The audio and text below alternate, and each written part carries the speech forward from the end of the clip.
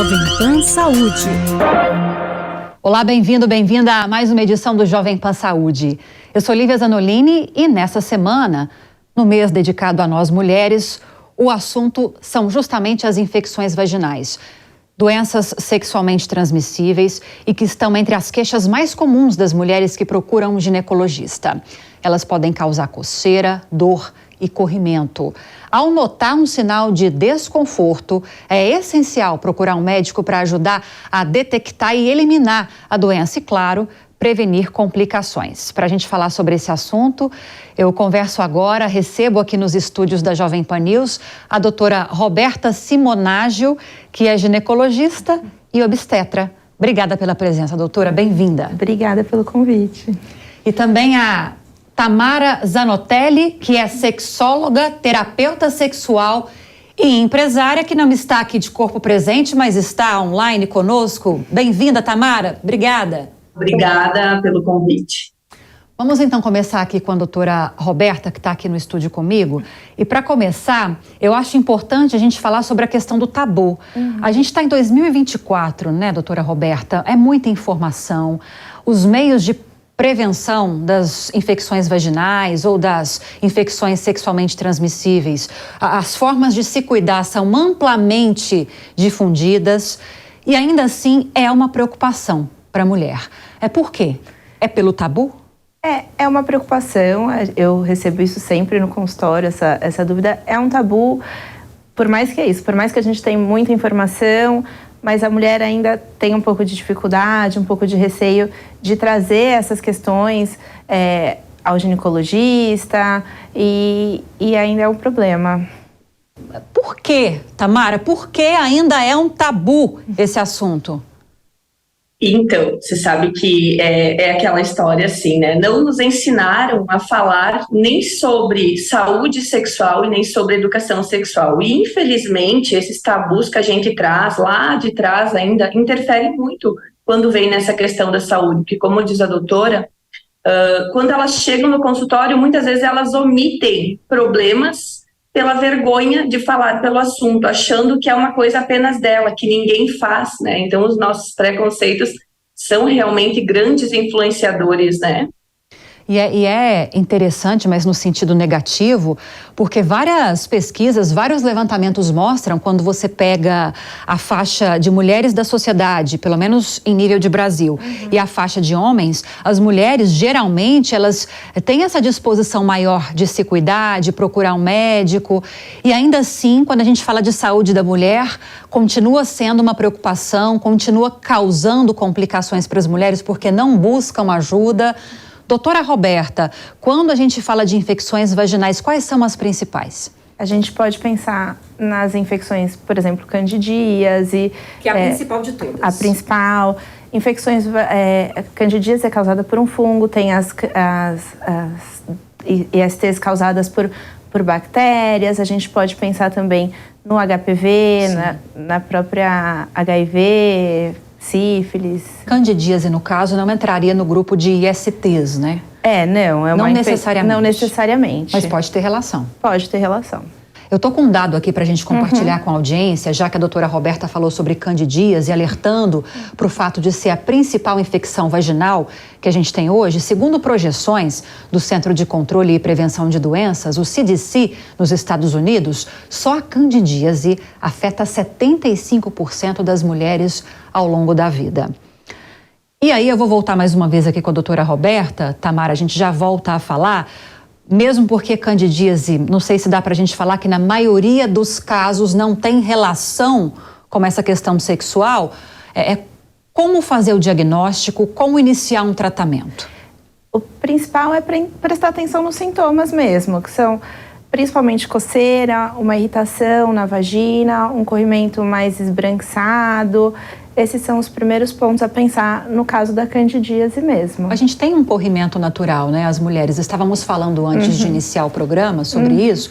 Acho importante a gente deixar claro para quem está acompanhando as principais diferenças, né? Até mesmo para não gerar um alarmismo, né? Exato. A principal, que eu sempre friso bastante, é que a gente não pode coçar e não pode ter um cheiro forte, mais característico e ter dor. Isso nunca pode, tá? Sim. Secreção um pouquinho na mulher, a mulher sempre tem, faz parte da fisiologia, faz parte da vagina ali, mas o que não pode é coçar e ter mau cheiro e ter dor mesmo. O tratamento nesse caso?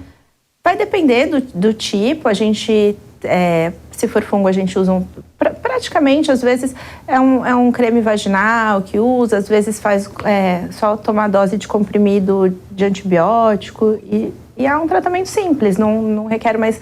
Acho que a vergonha, o tabu para chegar no ginecologista é tão grande que muitas mulheres acabam postergando esse tratamento e não fazendo o tratamento correto. E aí é uma bola de neve que vai piorando. Sim, a gente volta a falar sobre isso. Tamara, para além da candidíase, e agora pensando mais essencialmente nas infecções sexualmente transmissíveis, eu citei agora há pouco, né, que as mulheres são reconhecidas, pelo menos aqui no Brasil, por buscarem mais profissionais de saúde, por cuidarem mais da saúde. Nesse quesito, a regra se aplica também? As mulheres se cuidam, fazem questão de se prevenir, de praticar o sexo seguro ou não? Então, hoje é muito importante que a doutora até falou ali, né, sobre a questão da candidíase, que ela não é exatamente uma IST, né, é bem importante Sim. a gente falar, e isso entra muito nesses cuidados aí que a mulher, normalmente, ela às vezes acaba deixando de falar para a médica porque ela tem vergonha de contar, porque na cabeça dela ela acha que é uma IST, né, então ela acha que é vergonhoso isso e acaba muitas vezes se prejudicando a sua própria saúde por isso, né. E quando a gente fala nessa questão do cuidado, a mulher, sim, ela é muito mais cuidadosa do que o homem na questão da saúde dela, né? Às vezes é um pequeno sintoma, ela já acaba buscando. Ou hoje a gente tem as mídias que também acabam sendo boas e ruins ao mesmo tempo, que trazem informações que nem sempre são tão verdadeiras, mas que acabam ajudando, em muitos casos, essas mulheres também a se informarem sobre os sintomas que elas têm, sobre o que elas pensam ser, embora isso não seja o mais correto, a gente saiba disso, né? Mas a mulher, ela tem uma tendência, sim, de ser mais cuidadosa, né? Principalmente durante as relações sexuais, a mulher, ela tem o hábito de pensar mais em como se proteger, se ela está com um problema, muitas vezes até de lubrificação, ela vai buscar um lubrificante, algo que vai ajudar ela. Então, sim, a mulher, ela tem uma tendência maior em cuidar da sua saúde íntima e pensar também nesse momento do sexo, né? Para evitar certas doenças. Agora, Tamara, no caso das ISTs, não tem outro caminho, é a camisinha. Sim, a gente sabe que a única, e nem 100%, mas com o maior número de segurança que a gente pode citar é o preservativo camisinha, né? Por quê? Porque ele realmente vai estar cuidando da membrana. Ele protege de saliva, ele protege de secreção, ele protege de várias coisas. Então, com certeza, falando em IST, é sim a camisinha.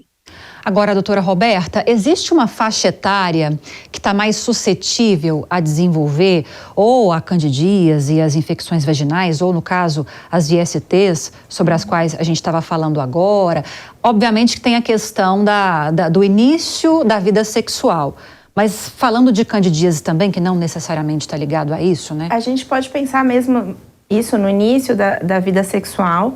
A candidíase, a gente pensa nela, mas porque tem uma alteração da flora durante a relação sexual, tem contato com preservativo, e essas substâncias mesmo alteram ali a flora vaginal, e isso pode levar a um quadro de candidíase. Então, aquela pessoa que antes não tinha uma vida sexual e passa a ter uma vida sexual mais ativa, nesse começo pode ser que desenvolva mais candidíase por essa alteração mesmo da flora vaginal. Agora, doutora, tem uma idade melhor para iniciar esse acompanhamento no ginecologista? Já ouvi de muitas mães e filhas, eu vou esperar minha filha iniciar a vida sexual.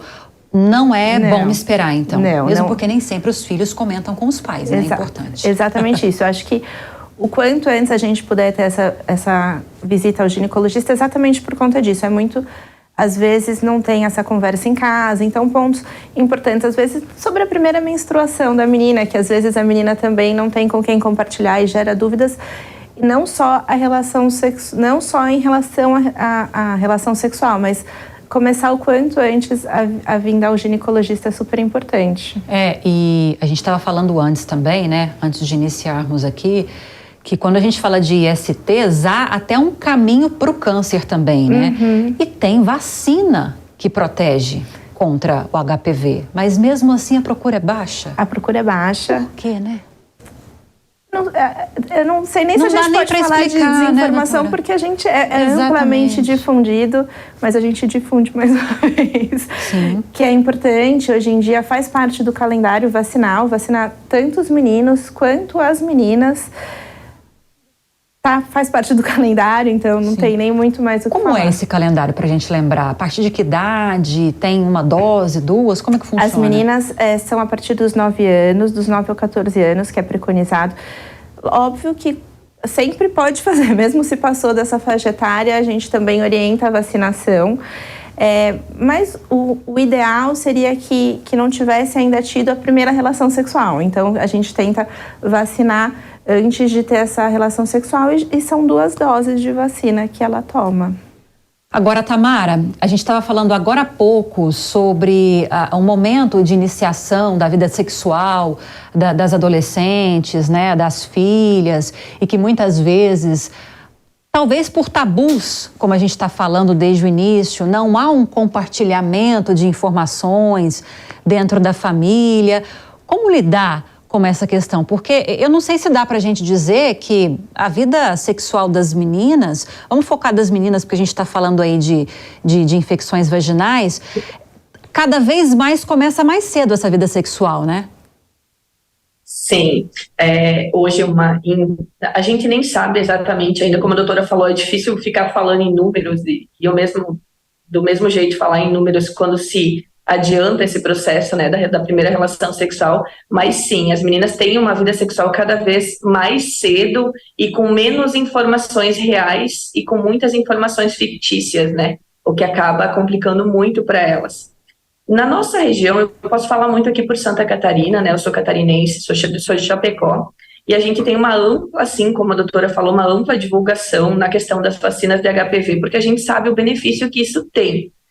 Como não se tem tanta informação sobre educação sexual, acaba-se tendo grandes números de divulgação através das campanhas de saúde mesmo, né? Então, mas elas realmente têm já um preconceito com esse, sobre falar sobre o assunto. Então, quando se fala sobre HPVs ou as ISTs, enfim, doenças, ainda se torna mais difícil de falar com elas sobre isso. Então, realmente, as campanhas de conscientização é o que realmente gera um grande resultado.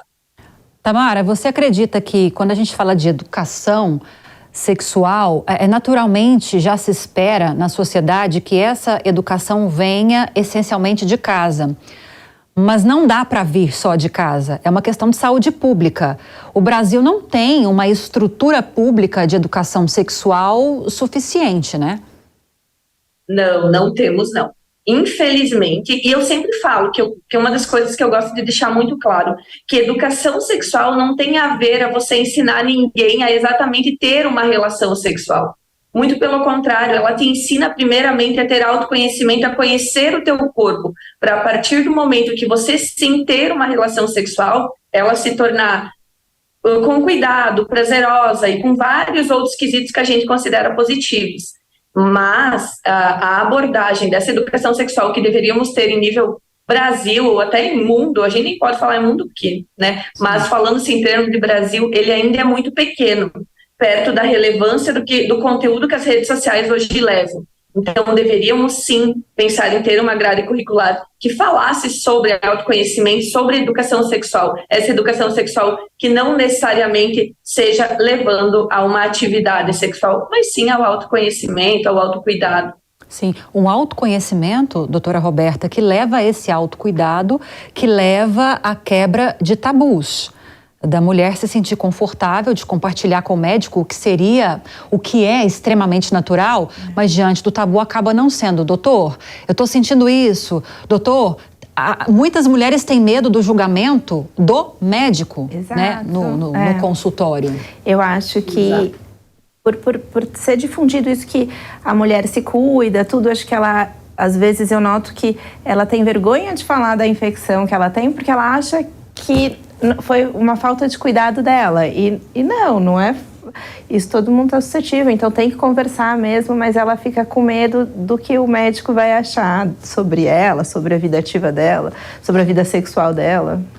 Para além do preservativo, tem alguns cuidados que a mulher pode ter na rotina de vida dela para tentar, não vou dizer prevenir, mas fortalecer, manter a boa imunidade, para tentar se blindar um pouco? Claro que o preservativo aqui é o essencial, mas tem isso também, doutora? O preservativo é a vacinação. E a vacinação, não dá para esquecer. Tá com a vacinação sempre em dia.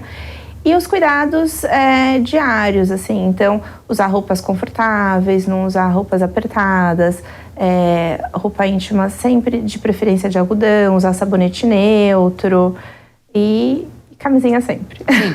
Sobre a candidíase, que é a mais comum, acho que a gente tem que se ater um pouquinho nisso também.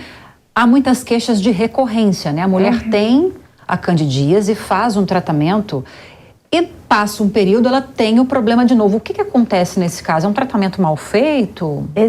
A cândida é um fungo, existem alguns tipos de fungos, então, em alguns casos, realmente, o tratamento que foi proposto não foi o ideal para aquele fungo, então, por isso que acaba voltando. E a gente tem que pensar nessa troca de medicação. Mas, às vezes, também, ou ela não fez o tratamento correto nos dias e na forma indicada, ou também, às vezes, um problema do sistema imunológico dela, baixa imunidade, que pode levar a candidíase de recorrência, alteração da flora vaginal, como eu já falei. O tratamento essencialmente é a pomada, medicamento? A gente pode fazer uso tanto da pomada como uma medicação via oral.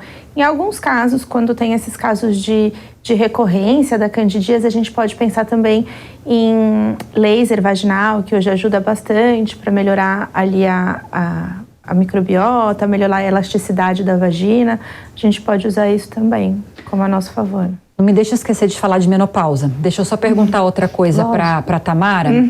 Tamara, já que a gente não tem um sistema público de educação sexual eficiente e não dá para a gente jogar isso nas costas da família, porque não é uma questão de costumes, é uma questão de saúde pública. Claro que passa, né? Tem um viés de costume também, mas é uma questão de saúde pública. O que a gente pode fazer individualmente como mulheres para tentar naturalizar esse assunto? Talvez uma das coisas mais importantes que seja é o fato de primeiro a gente reconhecer em nós, que a gente é capaz sim de reconhecer o que a gente sente, seja ela com uma infecção, com uma doença ou até mesmo com o prazer, reconhecer as partes do nosso corpo e após isso, a gente falar sobre isso com as nossas filhas, tentar buscar informação verdadeira, informação real mesmo sobre o nosso corpo, sobre esse conhecimento que a gente precisa ter. E após isso, por que não levar isso para comunidades, falar sobre isso, em lugares onde a gente consiga falar abertamente, verdadeiramente e com valor no que nós estamos falando. Então, divulgar isso em grupos, falar primeiro dentro da sua casa, se você tem. Eu falo isso como mãe, eu sou mãe de uma adolescente de 15 anos, e eu vivi isso dentro da minha casa. Então, o processo, aonde sai bem feito de dentro da sua casa, ele se torna muito mais poderoso, porque essa informação acaba sendo passada dela para a amiga e vai se passando. Mas o fato de podermos falar sobre isso em grupos que realmente têm interesse nesse quesito e que consigam levar essa informação verdadeira para frente é muito importante. Sim. Doutora Roberta, não esqueci. Menopausa, gravidez, que são condições, com exceção da gravidez, né? A menopausa, toda mulher, se ela sobreviver por muitos anos, ela vai passar por esse processo. Isso interfere na recorrência da candidíase? Em relação às ISTs, a mulher acaba ficando mais propensa ou não a ter esse tipo de doença? Na menopausa, né, pós-menopausa, a tendência, quando não faz nenhum tratamento, nem nada, é que tem um ressecamento dessa mucosa vaginal, ela perde tanto a elasticidade, ela tem uma alteração dessa flora, então fica mais recorrente. Mas tem tratamento para isso também, né, doutora? Tem também. o tratamento da menopausa pode ser feito de várias formas. Tem tratamento para menopausa e tem tratamento para candidíase. Sim. E no caso da gravidez da mulher, da gestante? Na gravidez também. Durante e pós, vamos focar. Isso. Na gravidez também é um período de que a imunidade dela fica diminuída, então ela fica mais suscetível a ter infecções. Não só infecções vaginais, mas também às vezes pode ter gripe, tudo. Então a candidíase também pode ter uma maior incidência ali na gestação, pode aparecer. Sim. Agora, Tamara, para a questão da conscientização, quero voltar um pouquinho nisso e da importância de cada uma de nós individualmente buscarmos esse autoconhecimento. Tem mulheres que sozinhas não conseguem, né? Tem mulheres que têm um bloqueio, não sei se por uma questão psicológica, algum tipo de transtorno, que sozinhas não vão conseguir. Daí tem ajuda para isso, especializada, para a mulher conseguir se abrir um pouco, pelo menos para ela mesma? Tem, sim. A gente sabe que hoje os consultórios ginecológicos, eles são amplamente possíveis para isso, né? Com todo o conhecimento que os médicos ginecologistas têm para isso, eles conseguem orientar essa mulher a ter esse autoconhecimento melhor. E eu, como sexóloga, também preciso falar que nós, sexólogos também fomos preparados para lidar principalmente com essa questão de tratar os traumas, abusos e principalmente lidar com essa dificuldade que as mulheres têm em realmente se conhecer e se permitir viver algumas coisas. Então, sim, a gente sabe que hoje em dia existe um grande número de mulheres que infelizmente ainda não têm um controle do seu corpo, mas que acabam conseguindo isso com melhoras através de técnicas, do laser íntimo e de vários tratamentos que se tem hoje em dia. Então, com certeza, a gente tem total condição de ter uma melhora, né, desse quadro da mulher. Doutora Roberta, vamos reforçar as principais ISTs para quem está acompanhando a gente?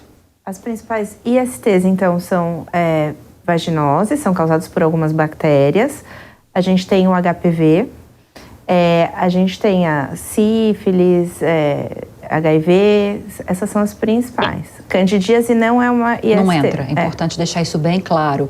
Sobre as ISTs, tem como diferenciar por sintomas ou inicialmente podem parecer uma coisa só? Às vezes a gente não consegue, só através dos exames, a gente tem que procurar, então, através dos exames de sangue. Algumas são corrimentos diferentes, de diferente aspecto, outras tem alguma lesão na vulva, pode ser úlceras, pode ser lesões múltiplas, mas só o médico, o ginecologista consegue ver mesmo. E aí é importante a gente focar na questão do acompanhamento, porque muitas vezes, inicialmente, a gente não consegue ter noção que está enfrentando um problema, né? Que depois pode piorar muito. Então, às vezes, a mulher está com uma feridinha no útero, que ela não sente nada, mas aí, com o acompanhamento, o médico vai detectar uma feridinha que pode evoluir para câncer. Então, esse acompanhamento é essencial, né? Em que período a gente deve... Qual a periodicidade para fazer esse tratamento? Aliás, esse acompanhamento. Vai depender do problema que tem, mas, no mínimo, a mulher tem que passar com o ginecologista uma vez ao ano. No mínimo, No né, mínimo. doutora? Isso é em qualquer idade? Qualquer idade. A mulher que tem alguma comorbidade, ela precisa de reforçar essa frequência ou não? Se tiver relação, claro, com esse tipo de problema. Pacientes imunossuprimidas por qualquer uso de medicações, algumas outras doenças que levam à imunossupressão, o ideal também é que seja a cada 6 meses, no mínimo. Negligenciar esses problemas, claro que tem os mais graves, né? O HPV, o HIV, como você citou, mas negligenciar esses problemas pode ser fatal? Pode. A partir do momento que essas infecções, elas podem multiplicar, o HPV pode levar ao câncer de colo do útero. Isso estendendo pode ser fatal, sim. Então, para reforçar pelo menos uma vez ao ano, para você mulher que está nos acompanhando, pelo menos uma vez ao ano, não importa a sua idade, se você tem alguma comorbidade, pelo menos uma vez ao ano tem de visitar o ginecologista. E o SUS oferece essa possibilidade, né? Não tem nem a desculpa do recurso, né, financeiro, doutora. Oferece essa possibilidade e as medicações, os tratamentos também. Olha só, tratamento, medicação, diagnóstico, acompanhamento, não tem desculpa para não se cuidar. Não tem. Para além dessa questão da saúde física, Tamara, a saúde mental, a parte psicológica nesse processo também é fundamental. Cuidar dessa parte também é fundamental. Sim, com certeza. O nosso psicológico hoje, ele é responsável por grandes atitudes e grandes decisões que a gente toma na nossa vida, incluindo essa questão da saúde e educação sexual e do nosso cuidado com as doenças também, né? E um psicológico abalado, né, ou então um psicológico que realmente não reage a isso, ele traz grandes consequências maléficas para a nossa saúde, né? Então, um homem ou uma mulher, nesse caso, estamos aqui falando de mulheres, mas uma mulher que tem, assim, um psicológico abalado, ela tem muito mais dificuldade em buscar ajuda e principalmente de tratar dentro do tempo certo essas doenças que, infelizmente, nós temos. Faltam 2 minutinhos para a gente acabar o programa. Quero deixar esse espaço para vocês, para que vocês falem diretamente às mulheres e aos homens também que estão nos acompanhando, até para servir como forma de incentivar as mulheres a se autoconhecerem também. O que é mais importante desse tema de hoje, doutora Roberta, ser deixado aqui bem claro para quem está acompanhando, para a gente fechar? Eu acho que o primeiro ponto, o principal que a gente tem que sempre buscar é conversar, se conhecer e conversar e perguntar se aquilo é normal, se não é, sem medo de julgamentos de nada, para buscar um diagnóstico, para buscar uma informação, para aí sim conseguir fazer o tratamento todo e ser melhor para a saúde de todo mundo. E tem cura, né? Tem cura. Exceção de alguns problemas que são mais assim, levados para o resto da vida, tem cura a maioria. Mas mesmo esses problemas levados para o resto da vida, pode-se levar o resto da vida com qualidade de vida. Maravilha. E estender essa vida aí. Para a gente fechar, Tamara, mensagem final. Eu acho que o meu conselho, posso até falar assim, seria, primeiro, permitam-se se sentir vulneráveis, porque a partir do momento que a gente se permite se sentir vulnerável, a gente se permite viver a experiência de consultar um médico mais frequente sem nos julgarmos, a gente permite várias coisas para nós mesmas. Então, essa vulnerabilidade que muitas vezes a gente precisa se colocar para procurar um especialista que realmente vai nos ajudar é uma das coisas mais importantes. Queria agradecer às mulheres que estiveram aqui nesse programa especial com a gente, a doutora Roberta Simonaggio, que é ginecologista e obstetra.